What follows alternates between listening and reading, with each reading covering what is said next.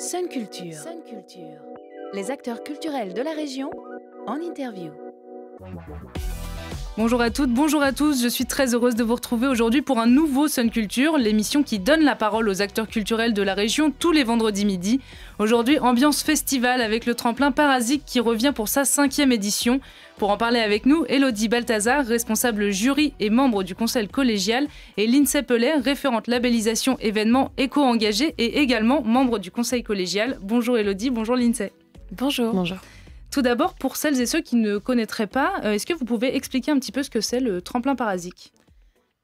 Le tremplin Parasique, en fait, c'est un tremplin de musique actuelle destiné au groupe de Loire-Atlantique, au groupe amateur de Loire-Atlantique, qui existe depuis du coup 5 ans et dont l'objectif est de promouvoir en fait les groupes locaux et en fait de leur donner la possibilité de se produire sur scène, mais aussi de remporter différents lots pour les aider à se professionnaliser, comme par exemple la réalisation d'un EP, une résidence de 2 jours, une résidence scénique. Puis également, il y a tout un kit de merchandising promotionnel, voilà. Et du coup, il y a eu beaucoup de candidatures pour 4 artistes groupes sélectionnés qui monteront sur scène donc demain à Couëron. Est-ce que vous pouvez m'en dire un peu plus sur ces artistes ? Alors, on a reçu effectivement un certain nombre de candidatures, moins que les années précédentes, parce que dû au confinement, il est plus difficile pour les groupes de pouvoir répéter, enfin d'avoir pu répéter en fait dans des locaux de répétition cette année dû au Covid. Il y a combien de candidatures à peu Cette près ? année, il y a un tiers de moins, on est à une 50aine de candidatures. Ok. Les autres années, enfin les années précédentes, on était à environ 80 candidatures.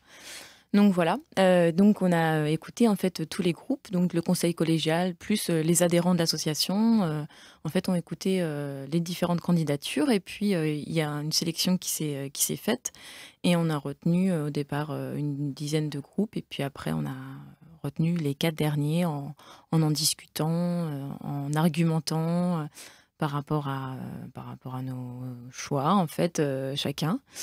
Et donc voilà, on a donc sélectionné Beris du folk, Sofa, donc hip-hop soul, Hipscore, qui est donc du métal, et Enfant Bulle, qui est du rap.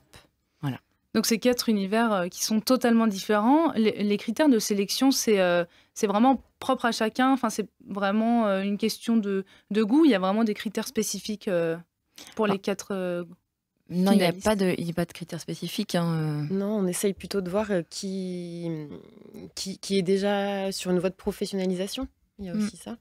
Mais effectivement, non, c'est chacun a ses propres critères. Et le mot d'ordre, c'est d'essayer de justement ne pas évincer ceux dont le style ne nous convient pas. Si j'aime pas le métal, je vais pas dire ah, mais non, ce groupe-là ne me plaît pas par défaut, en fait. Donc après, il n'y a pas de critères très, très définis, en tout cas pour la sélection.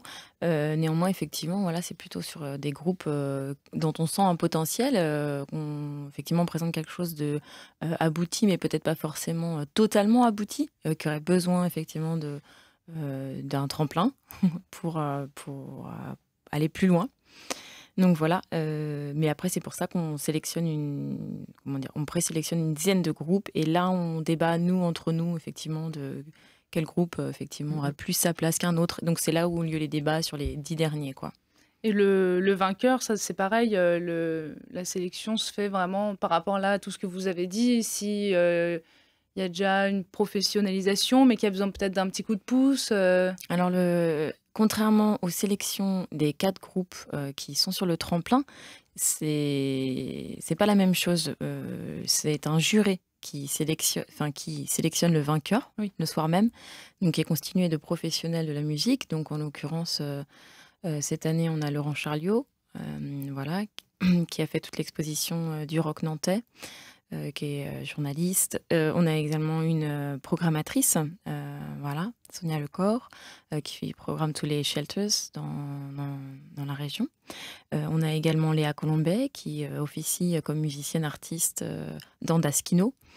Donc c'est eux qui vont choisir en fait le vainqueur le soir même. Par contre, il y a effectivement une grille d'évaluation, entre guillemets, d'évaluation, qui leur permet, en fait, qui les aide. C'est avec des critères plutôt objectifs, par exemple prestance scénique, relation avec le public, maîtrise de son instrument. Donc ça, sur scène, c'est plus des critères objectifs.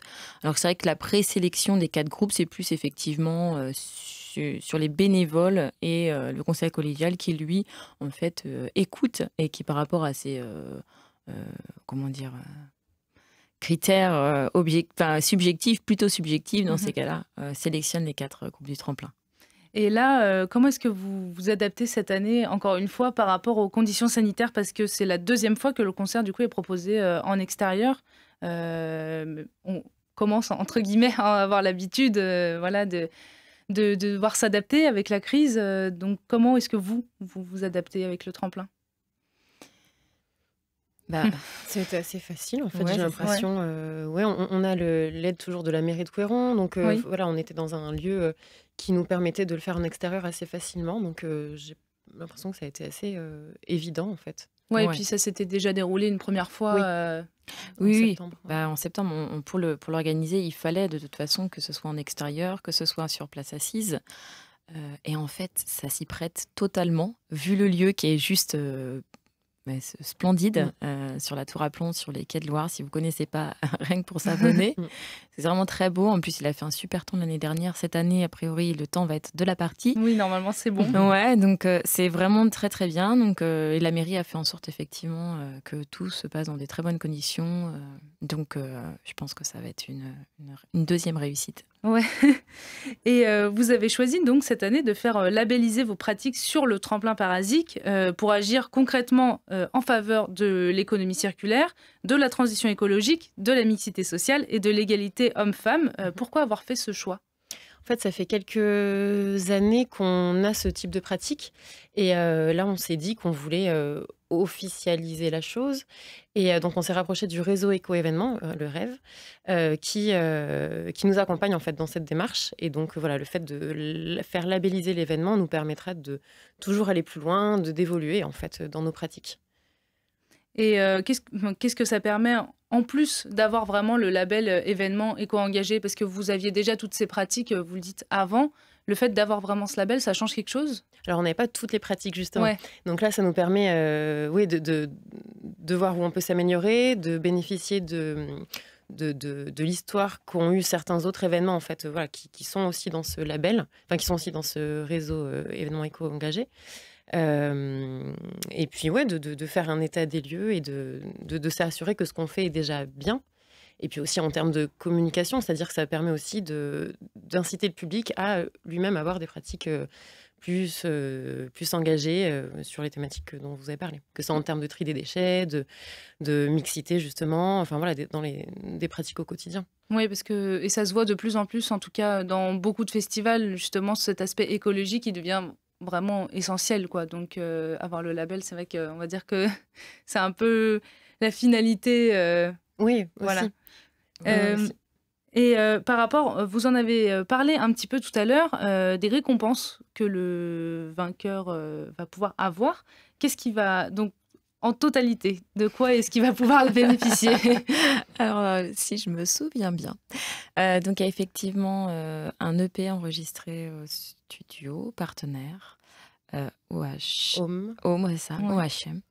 Il y a un bon d'achat au magasin Michno à Nantes, donc d'une valeur, je ne sais plus la valeur, autour de 800 €, c'est quand même un montant assez conséquent. Il y a un kit promotionnel. Et après, je ne sais plus. Et la résidence, du coup Oui, pardon, voilà, la résidence dont j'ai parlé tout à l'heure, les 2 jours de résidence avec un intervenant extérieur. Voilà, donc je crois qu'il y a 4-5 choses. C'est ça. Et si je ne me trompe pas, comme l'année dernière, un SMA aussi, du coup, dans nos studios, c'est ça, un Sun Music Addict. Oui, bien sûr, excusez-moi. Ah non, c'était pour me le rappeler. Pas pour dire, non, c'était pas pour dire. C'était Coco Pelli qui était venue, du coup, donc les gagnantes de septembre, qui étaient venues en tout cas enregistrer leur Sun Music Addict ici. Voilà, super. Eh bien, merci beaucoup d'avoir participé à Sun Culture. Pour rappel, Élodie Balthazar, vous êtes responsable jury. Éline Seppelet, vous êtes référente labellisation événements éco-engagés et toutes les deux membres du conseil collégial. Et le tremplin Parasique se déroulera demain sur l'esplanade de la Tour à Plomb à Couëron, donc un endroit magnifique, vous l'avez dit. Les portes seront ouvertes à partir de 16h. 16h, donc jusqu'à 21h, c'est ça? Non, 20h30. Oui, 20h30. Couvre-feu oblige. C'est ça. Sun Culture touche à sa fin. Merci de nous avoir suivis. Vous pouvez retrouver l'interview en replay et en vidéo sur le site et l'appli de Sun. La suite sur nos ondes, c'est le Flash Info de 13h. Et à 18h, soyez au rendez-vous. Comme chaque dernier vendredi du mois, Jessica nous présentera le best-of des Sun Music Addicts. Si vous avez tendu l'oreille, vous avez peut-être remarqué que depuis mardi, on vous fait découvrir les artistes du tremplin un à un dans notre quotidienne Le Fil de l'Histoire. On clôture cette émission avec le dernier qu'on ne vous a pas encore présenté. C'est l'artiste Béris qui nous emporte sur des terrains folk avec son titre Alive. Je vous souhaite une très belle journée à l'écoute du son unique. À la semaine prochaine.